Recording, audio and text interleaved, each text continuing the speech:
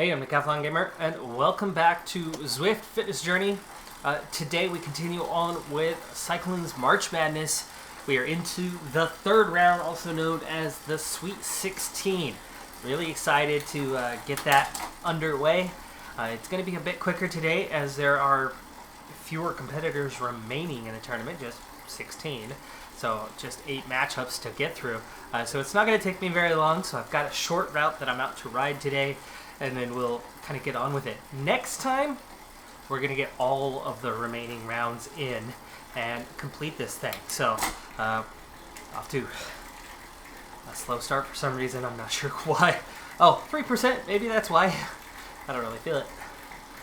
Okay, well anyway, I'm excited to get on with the tournament. The real life tournament's been pretty exciting so far as well, but I've seen actually very little of it because things like trying to edit this video has taken quite a while. And also, I've been the unfortunate victim of a side effect, one of the rare side effects with the vaccines, and I'm getting tinnitus, mostly in my right ear, but a little bit in my left ear. I'm getting ringing in my ears, and it's been very uncomfortable. I feel like pressure, like an altitude sickness kind of thing going on. So it has not been a terribly pleasant week for me, and it's been 2 weeks now, but it started a couple days after, and it got a lot worse in the last few days. Well, anyway, let's get to the Sweet 16. It's time for the Sweet 16, aka round number 3. Chloe Dyer against Chris Foome in our opener. That is a 16 versus 5 matchup. Chloe Dyer won world championship in the individual time trial, 17 career victories, but a rookie in the world tour. Her history is, of course, on the track as a track cyclist. She has 10 world championships on track, 2 world records in the individual pursuit. Going head-to-head with Chris Foome. Foome, 4-time Grand Tour, Tour de France victor, 2-time Vuelta España victor, 1 Giro d'Italia victory as well, 3-time Dauphiné winner, 46 career victories, 4 years in the top 10 of the rankings, and 46 career victories. Chloe Dyer has pulled off 2 great upsets, but this is where that is going to come to an end. Her track record is phenomenal, but her road record is still less than ideal. And Chris Foome, unlike the previous competitors to take her on, has a stellar record with 7 Grand Tour victories. That's enough for Chris Foome to make it into the next round. We have a 3-10 matchup next in Wout van Aert versus Anna van der Breggen. Van Aert, 1 monument win, 3 world championships in the cyclocross, 4 national championships in cyclocross, 4 stage victories at the Tour de France, was 2nd in the recent world championship race, won Strade Bianche, has 19 career victories. As a young rider is quite impressive already. Ranked 3rd a year ago and is 2nd currently this year. Up against Anna van der Breggen. Van der Breggen is the equivalent of Foome on the road. 2 world championships, 3 Giro Rosas, which is the Grand Tour, and with only 1 each year, that is a good number. 6 Flèche Wallonnes, 1 Olympic championship, 3 monument victories, 53 career victories, has been number 2 in the rankings twice, has been number 1 in the rankings twice, and is 9 years running in the top 10 of the rankings, and was quite young when she started that streak. Van der Breggen has an impressive track record that Wout van Aert just hasn't quite lived up to at this point. As impressive as he is on the road, she is a dominant force on the women's tour. Anna van der Breggen on to the next round. 113 matchup in the all-time greats category. We have Eddie Merckx with 5 Tour de France victories, 5 Giro d'Italia victories, 3 world championships, 15 monuments, number 1 all-time ranking, and was number 1 each year from 1968 to 1975. That's 10 Grand Tours, plus 3 world championships, and the 15 monuments. That's a hefty record up against Miguel Indurain. Indurain with 5 Tour de France victories of his own, but far fewer elsewhere. 2 Giro d'Italia victories, an Olympic time trial, and World Time Trial Championship, but that's still 1 fewer than Eddie Merckx has as well. 91 career victories is impressive, but Indurain just does not match up to Eddie Merckx. Merckx, on to the next round. We have a 6-7 matchup in the other regional semifinal. It's Bernard Hinault against Jacques Anquetil. Hinault with 5 Tour de France victories, 28 total stages, 3 Giro d'Italia victories, and 2 Vuelta España victories. That's 10 Grand Tours. Also 4 monuments and a career total of 146 wins. He was only number 1 for a single year in 1981, but he spent 9 years in the top 10 from 1976 to 1986. Anquetil, also 5 Tour de France victors, so they are identical there. 2 Giros and 1 Vuelta. That's 8 total Grand Tours. 5 Pyrénées victories, 124 career victories. Spent 2 years ranked number 1 and 10 years in the top 10 from 1957 to 1966. Very similar riders. Very similar. Where we have an edge is that Hinault has 4 monuments, where Anquetil has 0. He has 10 Grand Tours, where Anquetil has 8. He has 146 wins, where Anquetil has a 124. I think you see where this one is heading. It is Bernard Hinault. On to the next round. In our best challenges category, the top 4 seeds have gone all the way through into this round. So no upsets thus far. Will there be an upset in this round? We'll find out. In the 1-4 matchup, we have the Tour de France versus Paris-Roubaix. This is a Tour de France that would include Mont Ventoux and Alpe d'Huez among its stages, and Paris-Roubaix, its traditional running. It is the last survivor of the monuments going head-to-head with a Grand Tour. It's a 1-day race versus a 21-stager. Paris-Roubaix is incredibly impressive in terms of the difficulty that the Hell of the North offers. However, a single stage that is Paris-Roubaix in that classic is similar to a single stage like Mont Ventoux, or a single stage like Alpe d'Huez, or the occasional version of the Tour de France that actually includes the region and bits and pieces of the race that makes up Paris-Roubaix. The Tour de France offers so much more due to the longevity, due to the 21 stages of massive challenges.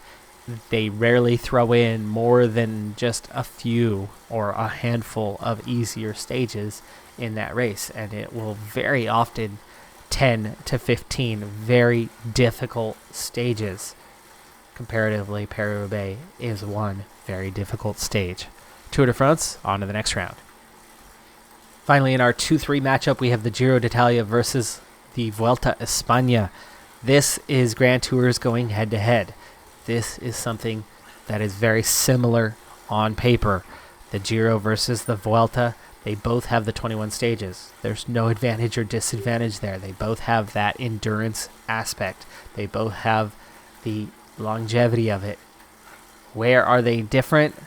Well, that's the profile of the races. Now, in terms of our profile, we have to go with what is the average profile of Giro versus Vuelta, because all we've specifically included is Mont Zancolan versus the De los Machucos. Now, we will compare those things directly head-to-head. But before we get to that, what is the average Giro versus the average Vuelta?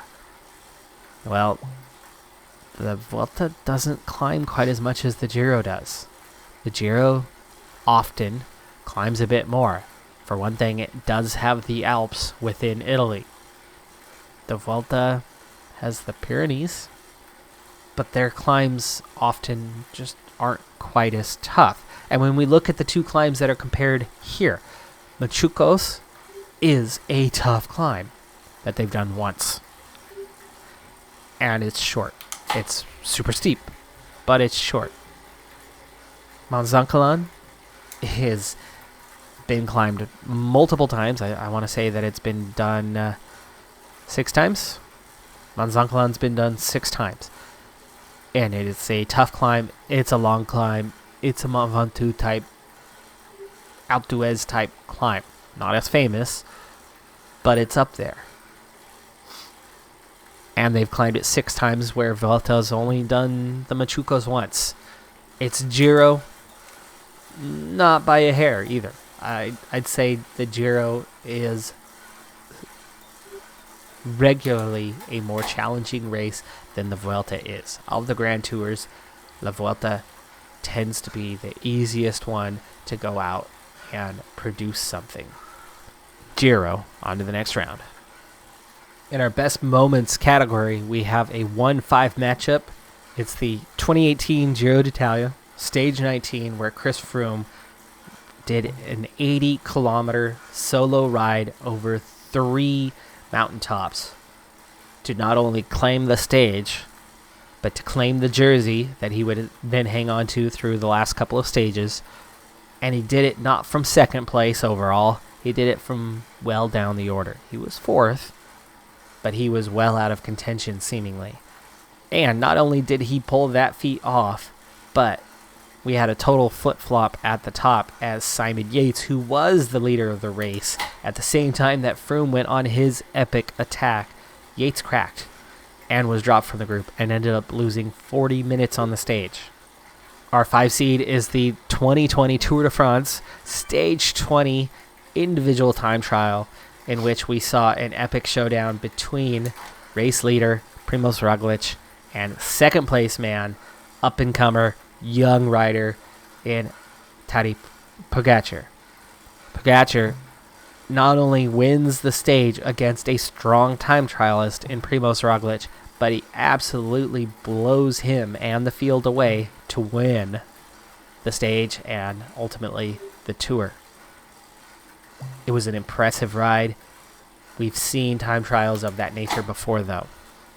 Froome's 80-kilometer epic over 3 climbs is 3 times more impressive. It had 3 climbs versus the 1 on the time trial. Also, as exciting as a time trial can be, they're often the least exciting stage for viewers. Or arguably the least exciting besides the sprint races. Mini sprints, you can go straight to the final kilometers and get your action. The individual time trial, you can go straight to the last dozen or so riders starting and get all your action there as well. Time trials just don't do quite as much as a big epic 3-climb stage. Froome, on to the next round. And in our final matchup of the Sweet 16, we have our 3-10 matchup.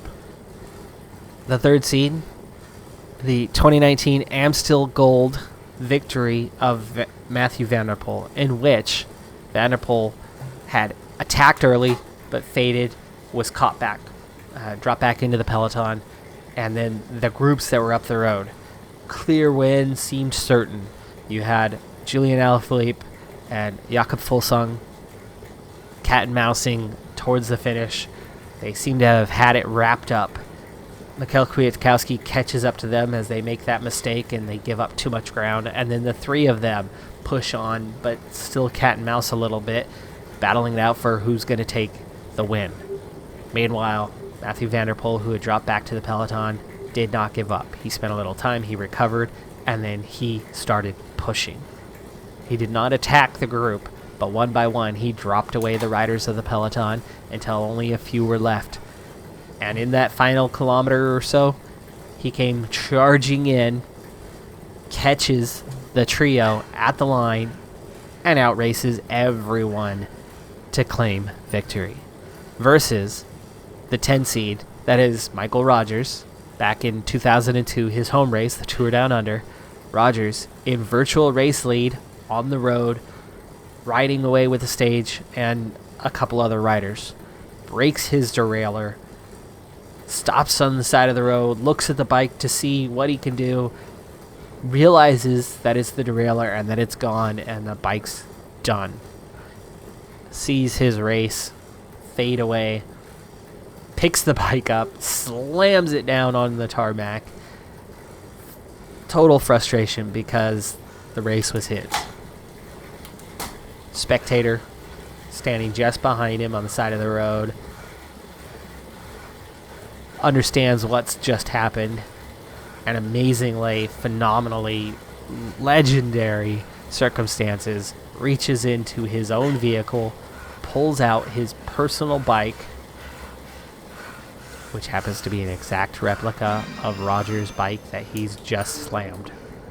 Same size frame, seat height almost identical, and rolls it right in front of him.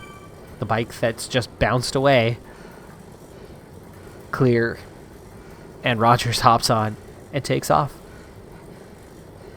He catches up enough so to take second on the stage, but he claims the lead in the Tour Down Under and goes on to win it. That is legendary stuff, because not only do we have this legendary scenario like so many of those in this best moments, but he wins. He wins the overall, not the stage.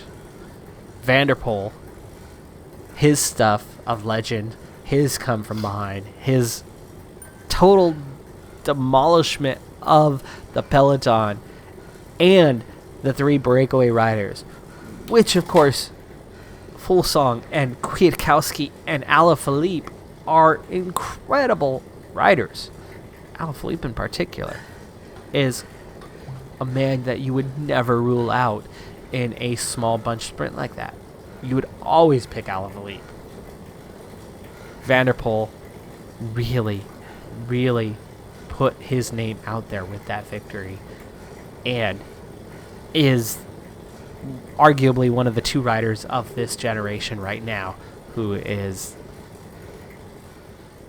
really putting themselves out there as being the greatest of the generation. Van der Poel just nips Rogers on this one. Van der Poel on to the next round. And there you have it, folks. Our Elite 8 is now set. Just 2 remaining in each of the categories. The final, the head-to-head. Each decisive winner will then go into a final 4 where we're going to have our hands full trying to then compare apples to oranges. But we will certainly do so, and all of it will play out in our next round.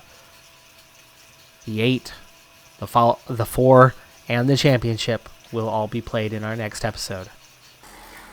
All right, folks. Well, that was a quick one today. We were just getting through that Sweet 16. I said next time we'll get back into some normal rides. I've been wanting to do a time trial for a while to see where I'm at. I haven't even been on my time trial bike before.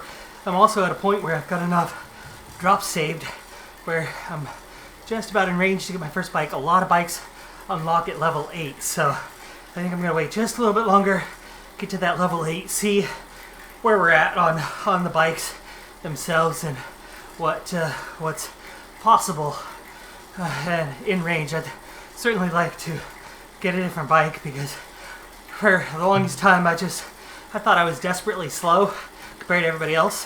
One, I realized, that was most of it. I was definitely slower cadence, lower gear. When you start upping both of those things, you can see today especially, I'm doing much better. I wouldn't quite say I'm at 50% yet, but I'm very much approaching the middle of the pack. Now, of course, today was a short ride. I'm not quite yet on 10K. I'll at least get that far before I finish, but it's a underwhelming week, but I'm also underwhelmed in how I feel. So it's a combination. I'm just happy to even get through it, considering how I'm feeling at the moment. But I'm looking forward to, 3 soccer games this weekend, so that'll be fun. Good exercise, but see if I'm feeling a bit better come Monday for my next ride, which is the Tuesday ride for you guys. And we'll see how that goes. I'm the Decathlon Gamer. Thanks for tuning in. Be sure to hit that like button. See you next time. Have a good one. Be safe out there. And bye for now.